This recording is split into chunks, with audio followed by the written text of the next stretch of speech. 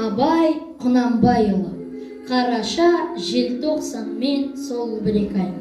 Қараша, желтоқсан мен сол бір-екі ай. Қыстың басы бір ерте, біреуі жай. Ерте барсам жерімді жеп қоям деп, ықтырма мен күзеуде отырар бай. Кедейде өзі жүрер малын бағып, отырған оты жоқ үзбей жағып. Тоңған иін жылытып, тонын илеп, шекпен тігер қатыны бүрсең қағып. Жас балаға отта жоқ тұрған маздап, талтайып қақтан алмай өле жаздап. Кемпір шал бар болса қандай қиын, бір жағынан қысқанда желді азынап. Кәрі қой ептеп сойған байдың үйі, қай жерінде кедейдің тұрсын күйі. Қарақи ортақап ұрыспай берсе, ода қылған кедейге үлкен сыйы.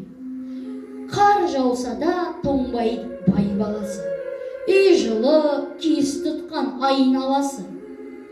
Бай ұлына жалшы ұлы жалынышты, ағып жүріп ойнатар көздің жасын. Байды үйіне кіре алмас тұра ұмтылып, баласы шықса асынан үзіп жұлып. Ық жағынан сол үйден ұзап кетпес, үйген шөптің күн жағын орын қылып. Әкесі мен шешесі баланы аңдыр, ода өзіңдей ит болсын азғыр-азғыр. Асын жөндеп шалмай қысылады, құрбысынан ұялған өңшең жалды. Жалшы үйіне жан ашып ас бермес бай.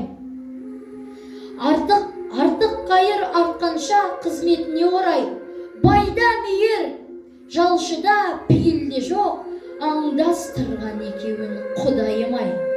Алса да аян шақтау кедей сорлы, еңбек білмес байдың да жоқ қой орны. Жас бала кемпір шалды тентіретпей,